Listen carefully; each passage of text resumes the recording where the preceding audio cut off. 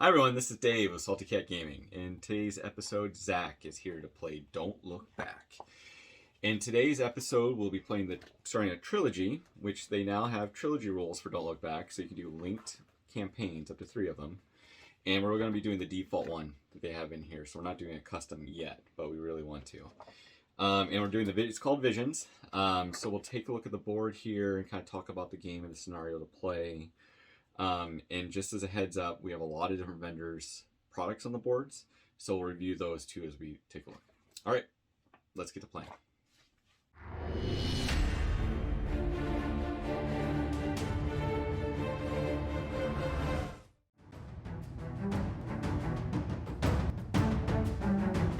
Here is our board today. So as you can kind of see, we have barriers set up. So we got 1, 2, 3, 4 barriers, and we'll read the story in just a bit, but we're effectively have our survivors here in the middle trying to escape. So we need to investigate the barriers, and we need to try to get out here as soon as possible because we're being chased down by crazy people. This is supposed to be an abandoned side of the city, so it's very factory-esque. You can see like a large dish here that's been abandoned.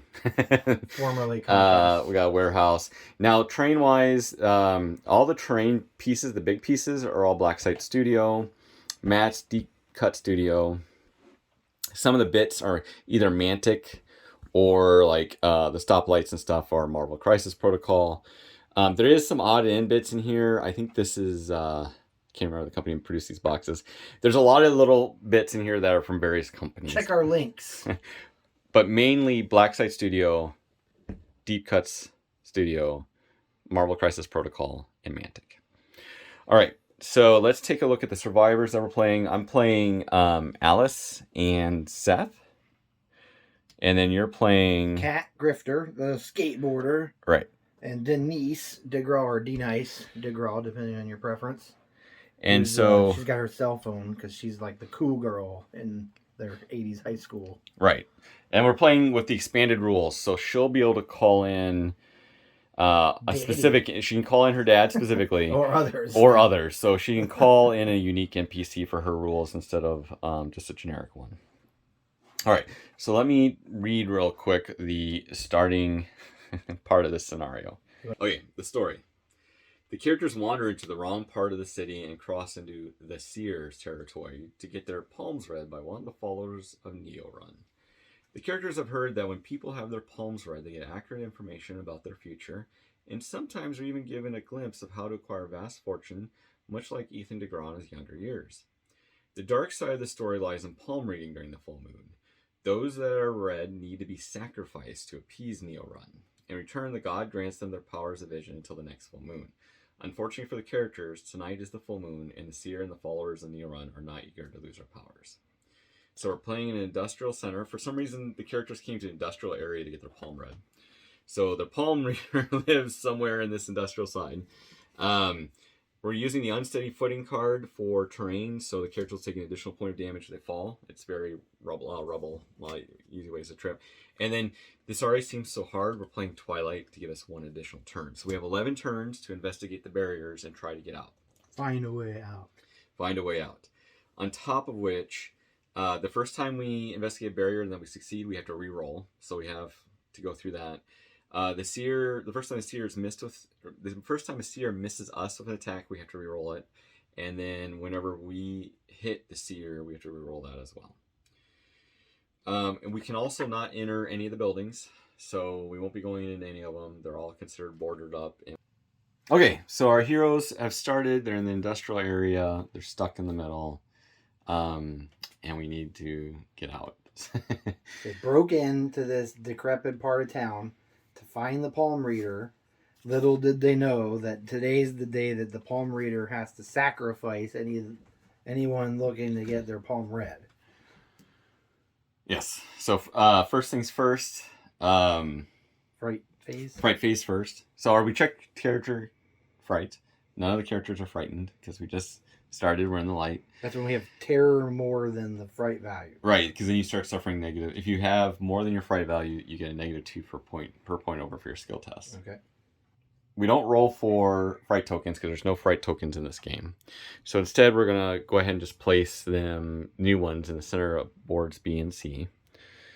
And then the killer won't come out, so it doesn't have a phase, but then the lights go out. So as our intrepid adventurers are sitting here, the lights go out. And then it's our phase, turn 1. Okay. Do you want to go first? We need to figure out, like, where to go, where to get out of here. Yeah. Well, so the killer, when here, would like target whoever's closest with a weapon. So I don't even know if there's a benefit in like searching yet or not, or if that's actually maybe a bad thing. If you get like equipment going. I mean, there's also something to be said that maybe we should just go and try to get out of a barrier as soon as possible. Yeah, I mean, that's the main thing. We got 10 turns, well, 11, I guess, because... I mean, my character has a really high awareness. I'm good at finding stuff. Like, Seth is amazing at finding things. Yeah. So is Kat, but she also gets that move buff if she was to, like, move. So I could just send her towards something to go and start that process, I guess. Okay. Yeah, I think Kat would probably be the best to go check out a barrier because she can move so quickly. Which barrier do you want to check out?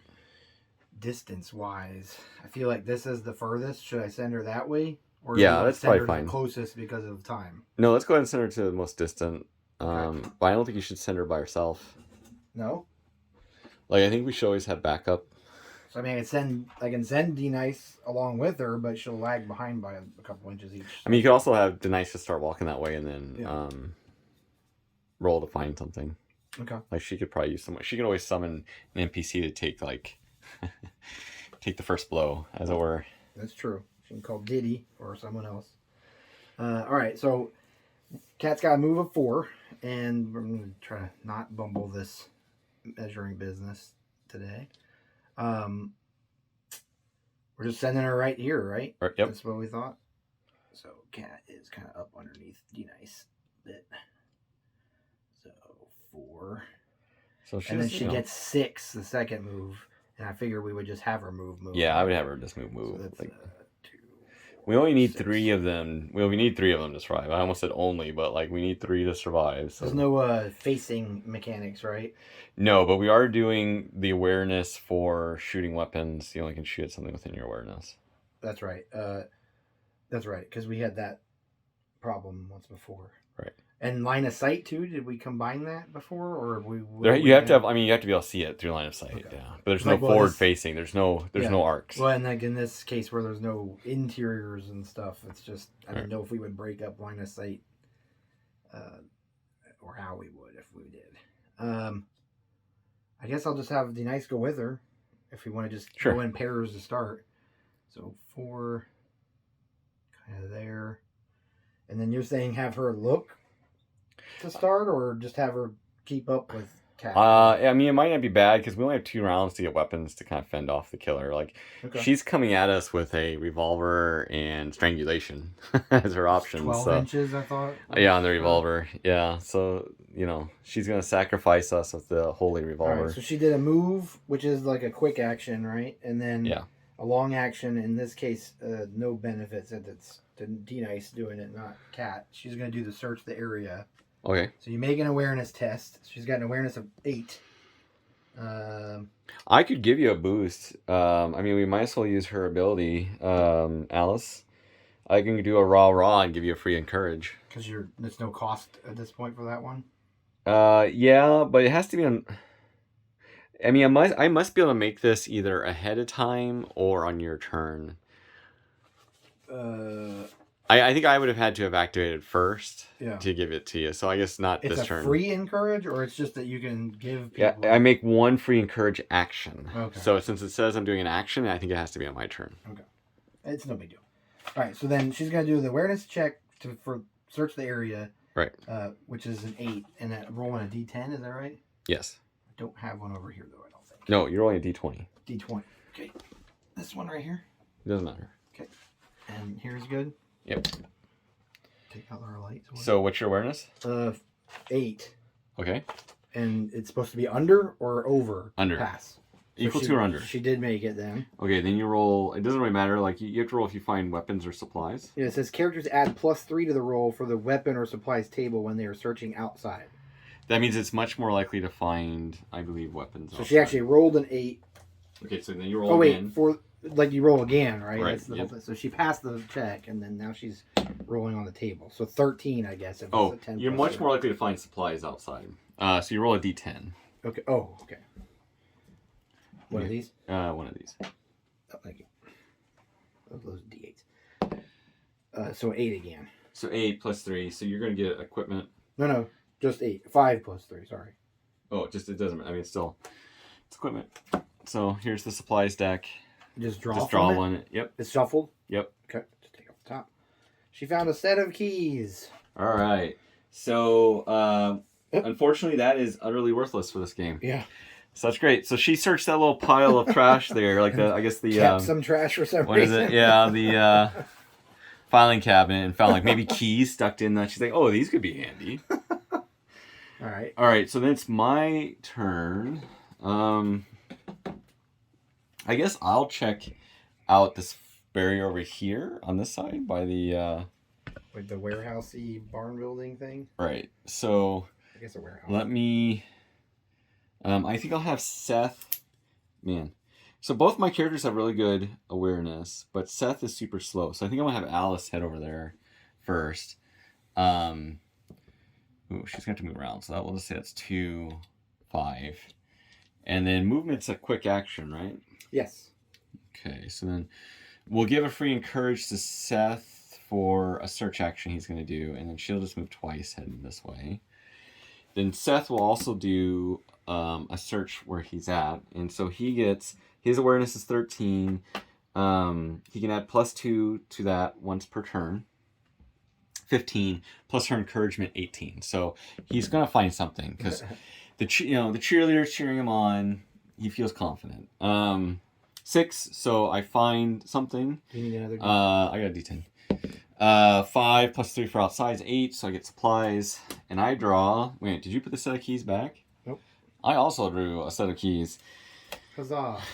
Yay, keys! And so I did a search, and I'm gonna do a move. I mean, these are the teens, so maybe they're just not real like. They're like, oh, maybe these will be handy, not really realizing there's not any functional doors in there. I guess maybe they think they can fend off the killer by putting like the keys. Oh yeah, in the Wolverine palm, keys. Yeah. There you go. And why are there all these keys in the industrial section? It's from the past full moon's sacrifices. Probably. Oh my god, it could be.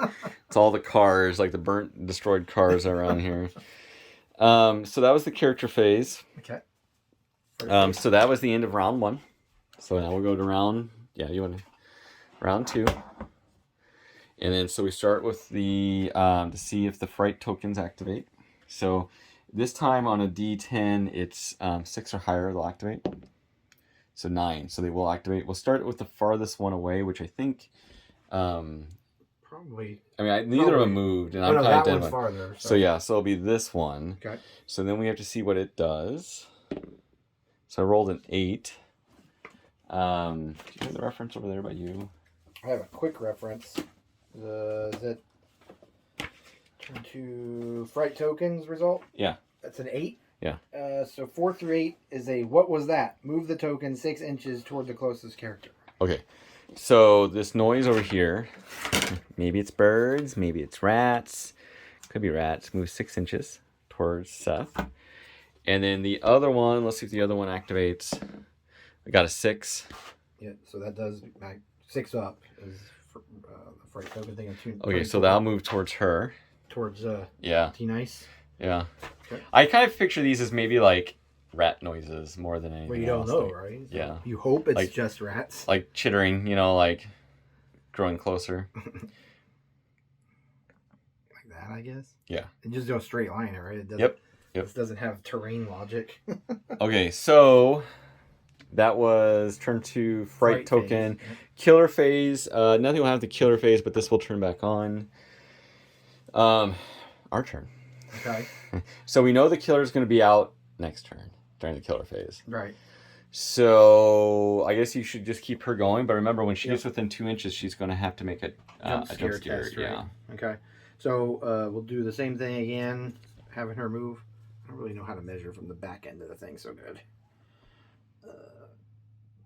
But we're going to have her move. So she just moves a 4 to start. Right. And then, are we keeping her? I mean, I think she should just keep. Ahead? Yeah, I think she should just keep her. I mean, did I give her? Yeah, I gave her 6 inches the second time. Yeah. But then, so the minute she ends her movement here, she's gonna have to make a jump. Are we saying that it's this that she wants to get to? That should be against the barrier. Okay. So yeah, because she might just get to. But that's the investigation point, right? Yep. Yeah. I mean, I think it's more calling out the point. Like I think you could do it anywhere along the barrier. But we call it she's still got to do a jump scare thing, right? Right, it's 2 inches within half an inch of the thing. So. Yeah. Okay, so now the jump scare is D10. I don't have it over here again now. Oh, no, you should. Yeah. Just all the different colors are throwing me.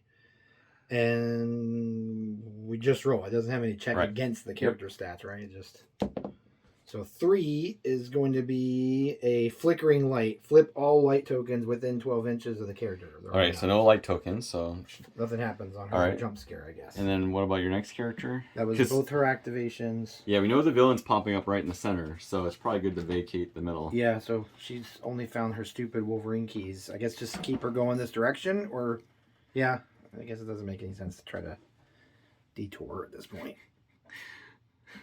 So poor Seth. Like movement would be nice in this game to get the characters like moved to the barriers as soon as possible, and he's so slow. Does he have 3? Yeah. So she's gonna do a move, I guess. Okay.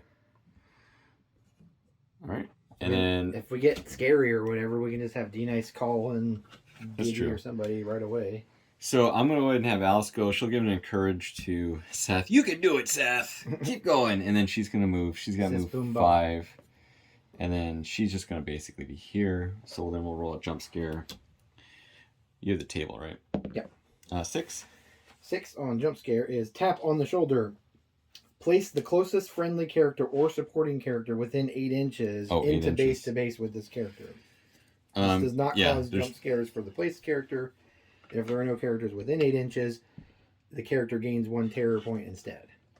Oh, okay. So she gains 1 terror point. Yeah. So something tapped her on the shoulder. And it wasn't. As she got to the barrier. Yeah, and she like looks around and like Seth's all the way back there. She just Sethed her pants. Or her bloomers, as it were. Let's see. Poor Seth. Let's see what Seth does.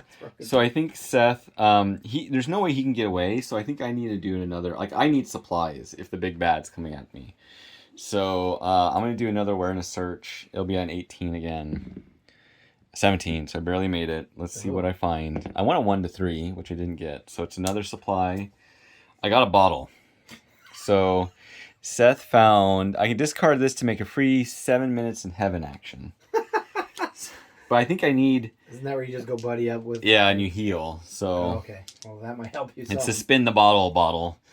I'd rather have had a power drink. I'm going to make 3-inch movement. So we're just kind of trying to get... Yeah. Seth's only bringing 3 inches to the party. He's probably turned around. Actually, he could drop... Is he kind of like the dope? Oh, no, she ignores... Oh, that's right. The killer ignores lights. She doesn't care. So... The only thing that the light does for us in this scenario is the peeling off terror, I guess, right? Yeah. Yeah, it just peel off terror. Okay, so that's the end of that phase. We'll go to phase 3. So Seth like our dopey bumbling guy, kind of, sort of? Is that he basically is what I was in high school. He's the big nerd. Oh, okay. So he's got like glasses. He's got the backpack and flashlight. Tripping over his own shoelaces here. He's kind of bringing up the rear. So everything scares him. Let's see if the fright tokens activate. Shouldn't the supplies he finds then be like his inhaler, first aid kit? I don't know. Well, so let's see if these activate. They do activate. When you activate within 4 inches, you gain a fright token. So it's like it's sort of chasing you, like it or not, right. And then they're basically chasing, like the horde of rats is chasing. But let's see what happens because they do activate. So an 8, I think that's just move again. Yeah, move 6 inches towards closest character. So like Seth's gonna be like the rats are like scurrying around his feet. And then we'll see about that one. I actually may be the closest to that one now too for Seth. Let's reroll that. Probably might be D-Nice. Oh, so a 2 on the other one. Try token roll? Yeah. Just remove token and flip all lights within 6 inches. So this gets flipped and that token goes away. Hey, Macarena. So it turns off. Which then at the end of turn 3. So that's kind of like scary. Like the lights go off, and then she all of a sudden Or- it's just like, I guess she's been hiding in the trash and waiting for us. She comes out of that bathtub back there. Yeah, she was underneath the desk or under the tub. She'll activate first, so she'll try to shoot anybody with a weapon. Good old Actually, Seth. Did Seth take terror because of that thing being on him now, or he will when he activates next time. Not yet. Okay. Right. So she actually will move. Towards. So she moves first towards Seth because he's the closest. Okay. And a mundane. She doesn't care where the blood comes from. Yeah. She just needs the blood. So we'll see how far she moves. So she's going to move 10 inches. He doesn't have any fright on him. And she doesn't really generate fright like that. So he'll have fright starting next round. But she moves 10. Well, that's unfortunate. So she's just right. Hi, Seth. Okay, how you doing? She's going to attempt to shoot him with her revolver. Oh, she doesn't strangle if she's right on base? She'll do both. She'll do them in order. She'll do first the revolver. Combat 12. I don't have any horror on me yet, so it's 12 or less. She hits. She rolled a 12, so she does hit. So she comes out from the bathtub, shoots poor Seth for 3 wounds. He thought that he was just getting his palm red, and now he's getting his palm red. Yeah, true. As he holds his guts in. And then somehow she like pockets the gun and then tries to choke him to death after shooting him. He's busy holding his guts in.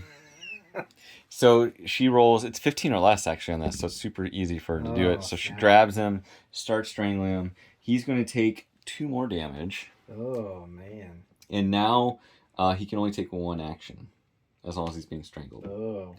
I think we should say, though, if she's strangling someone active, she can't shoot. The wounds is just you have the 10 and that's it? Is that how nobody has like variable health? Correct. Okay. But I think we should, as a house rule for her, I think we should say she shoots as long as she's not actively strangling somebody. Because I don't know if it makes sense to her strangle, like she's holding Seth down while shooting. Yeah, because even now he has to like stumble away is like his only movement option, right, to start with. Especially if he's only got the one. I guess that makes certain sense in the scenario. I have a bad feeling Seth isn't going to survive this thing. Yeah, I don't think Seth's going to make it either. Seth came to get his palm red, and he got his palm red.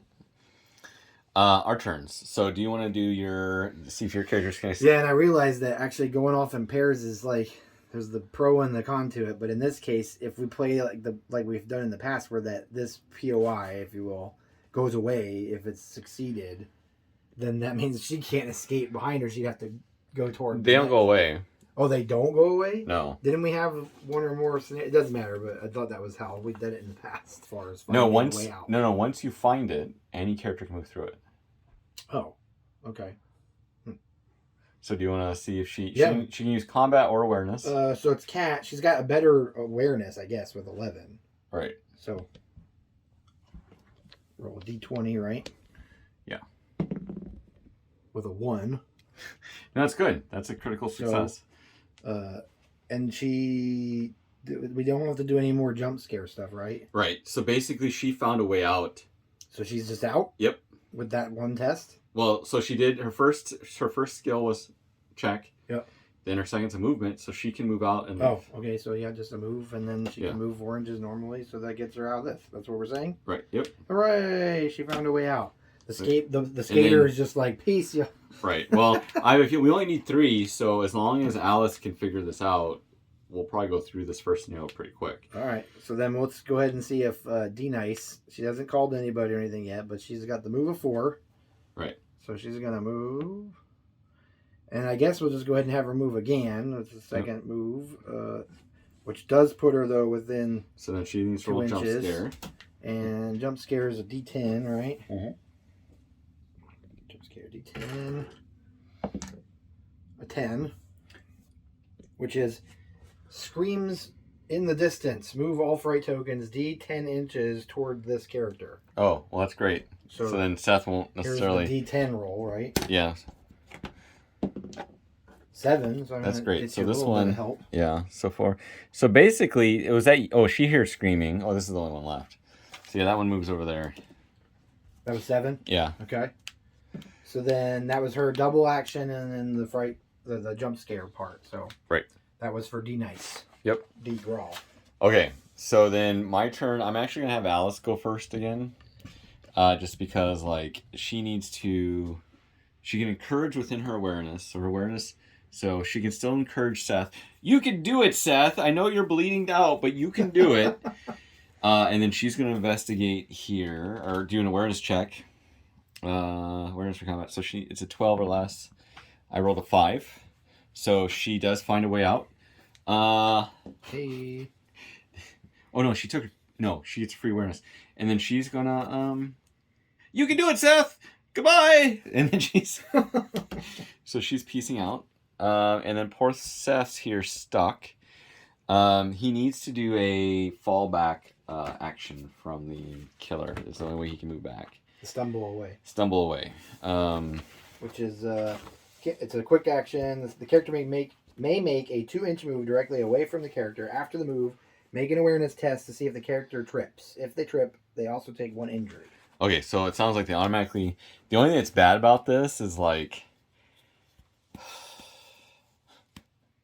Before I have her go anywhere, I could have her search and see if she finds a weapon, but I don't know if that overrides the. Well, we probably had her should have done a distract or something that pulls. Oh. Or you should have gotten an NPC out. I don't know. If within a character's awareness, may move the killer 3 inches. I mean, it's fine. Toward this character, if within a character's. All right, so he's gonna stumble 2 inches. Excuse me, away from her. Then he's gonna make an awareness check. He's gonna use his ability to make this a 15. Oh, I can make it a 18 because she gave me a encouragement. Seth. So it's a good thing she encouraged me, so I managed to get away. I didn't have any horror, but I am extremely hurt, and I only got 1 action. So most likely Seth's not going to make it in this condition. Especially since he moves so fast. Yeah. But I mean, at worst, so at least you're playing the cat and mouse now. You know what? I'm sorry. She's got whispers because she keeps going. Yeah. So he tripped because it's -2. So I would have rolled. I rolled a 17, but at a -2 it would have been. It's weird since it's a -2. It's supposed to be a penalty. So instead of an 18 or lower, it would have been a 16 or lower. Oh, got it. Okay. So he trips. He takes 2 more damage tripping. Because it makes sense. Because we have kind of like the unsteady footing. So he takes 2 damage. Man, and he can't. His flashlight will not. But so like the killer ability affects that, even though we're. You know what I'm gonna do? I'm gonna spend a luck token because I never ever spend luck and reroll that. Reroll, yeah. But so like her thing takes effect even on his. 7. Yeah, that's her aura. Okay, so he stumbled away. He did it successfully. He did it successfully. Yeah, I used a luck token so he doesn't trip. I mean, I don't think he's gonna make it out here anyway. Okay, so that round's done. We go to round 4. Like, I don't think this is gonna take this long. You didn't have another action. Oh, you only had. I only can take because she was strangling me. Yeah. Then we go to fright tokens. So let's see if the fright tokens activate. I think it's like we're turn 4. I think it's like a 4 or 5 up. Oh, we should. It's turn 4. So yeah. 4 up, yeah. Okay. So they activate. Let's see what they do. 7, which I think is just the move 6. On the fright tokens. Yes, move 6 inches towards closest character. Oh, this should have flipped too at the end of the. Well, now it's the killer phase. This will flip at the end. Okay. She'll still go. She'll move towards the closest one. Okay. I mean, she can't not right. go to. I mean, I guess I could roll it. It is a D10, so if she rolls a 1, she's not gonna be in. She'll still be in within gate. Well, she'll be within 1 inch. 10. So yeah, she's still right there. Okay. She's going to attempt to shoot him again. This Palm Raider's got real like a weird murder. Well, it's probably more efficient to shoot when you're. She misses with the gun this time. Hey. And then she's shot too. And then 2 feet away. It is. Oh, first time she misses, she gets to reroll. Oh snap! So. Did we do any of the rest of that right? She's done it all. I mean, she's hit him every time. So now she hits him. Oh, great. He'll take 3 damage. And then she will attempt to strangle him. And she kills him. So, now we really gotta get what's her face out of here. D-Nice. And then it's our turn, but then did she already rolled for the spook test, right? Yeah. She's not So moved then or she just anything. moves off, and then that's the end. But she still has to do the POI though, right? No. Oh, okay, Once 'cause one we character finds it, any Okay. other character can Well, go then through. she has a 4-inch move, so there we go. Yeah. Okay, well that went a lot quicker than I thought. We did win, but poor Seth didn't win, so he won't be able to. All Seth's left behind. So for the next mission, we'll get to replace him, like with You Seth. gotta find fresh meat. Right. So we'll replace him with someone else on the next one. So let's do. I think we have to roll in between to see what happens. So let's do that, and then we'll do our review. Okay. So since these are the 3 characters that survive, they draw from the Curse or Boon deck to see what happens in between games, see how they were impacted by the challenge. So for Alice is getting Dark Heart. When another character within this character's awareness is attacked by the killer, the targeted character takes an additional injury. Oh, so if anybody gets injured within her awareness, you get +1 damage. What was her name? That's Cat. Cat gets unstrung, so she can't end her movement within 4 inches of another character. And Alice? It's Denice. Denice. Weakness, while they are all curses. The character takes 1 additional injury from the killer's actions. So next time, all 3 characters have curses on them. Now, Cat does have an insight token because she rolled a critical. Did you want to use that? You can use it to get rid of this and draw again. What do you think? I suppose it could be another curse. Like it's just another draw. What is hers? Hers is like real bad? Can't end within 4 inches of I another don't character. know what the scenario is yet. I guess why not? Let's find out. Okay, so you're going to spend your insight. Sure. Uncoordinated. When this character ends its second move action in difficult terrain, they take 1 injury. So I guess it kind of makes sense. Like, she's a little nervous on her skateboard on difficult terrain now. So, like, it's not too out of character for her. And then we need to roll a d10. We get a +1, and this is to see if the next mission is going to be a pursuit or a return. It is going to be a pursuit. So we rolled pursuit, and so pursuit, we won the plot, so the next plot is played as normal. We did not drive the character off, so we need to roll another d10, which I'll just do it here. So 5. 5 means descend into darkness. The killer gains an additional random trait for the remainder of the trilogy. Yay. So she got a taste for blood after killing Seth, and now she's chasing us down. Okay, and then the killer is going to get an additional trait as per the results. So now she's supernatural. At the start of the killer phase, she heals 1. So basically, by killing Seth, she's ascended into like some kind of supernatural state as she chases us down. One hell of a palm reader now. Yes. All right. Well, that was a lot of fun. Except for poor Seth. That went a lot faster than I was expecting. I think it's probably written so like the first encounter, you lose 1, maybe 2. Like I think it's a little bit harder because you want to get into the trilogy. But it's fun. I mean, it's kind of neat that, like, I don't know why we'd go to, like, the kids would go to, like, an abandoned part of town to get their palm read. They're kids, so there's very little logic or explanation. And then the palm reader came out from the tub where she was hiding under in the middle of the place and immediately started shooting at Seth, and everybody else is like, bye, Seth. Peace, and then ran away as Seth died. So, the next one we're going to play, so we're doing a pursuit. And we've already rolled, so, like, you know, the character got an additional trait. She's now supernatural. So now she's evolved. Somehow, like, giving that sacrifice is imbued her with supernatural abilities. Now she's healing. The blood of the young virgin Seth is yes. giving her new purpose on life. So in Visions 2, we're going to do a full moon where she's pursuing us into the neighborhood by the looks of it. So we went in there to just find her to get some... maybe lotto numbers, but she ended up taking our little nerd friend from our group from school. Yeah, and so now she's gonna keep on coming. And now she's coming back for more. So we'll read the narrative for the next one for the next video, but we are gonna do linked. So she's pursuing us from where she found us, and 1 Seth is just not enough for her. She needs to get the rest. And you know what they say, Dave? Don't look back. Yeah, don't look back. And then, so the next game we'll start with 3. We'll start with the 3 survivors, and then thankfully we have Alice. Well, D Nice has the cell phone D-Nice, thing. sorry, D-Nice. And she can call in a fourth. So whoever she calls in will probably be our fourth character, and we probably should do that pretty early. But we'll see what happens to that game. I hope you guys had a lot of fun. It was great playing Don't Look Back. We always enjoy playing these games. Like, comment, subscribe, let us know. So, thanks, guys.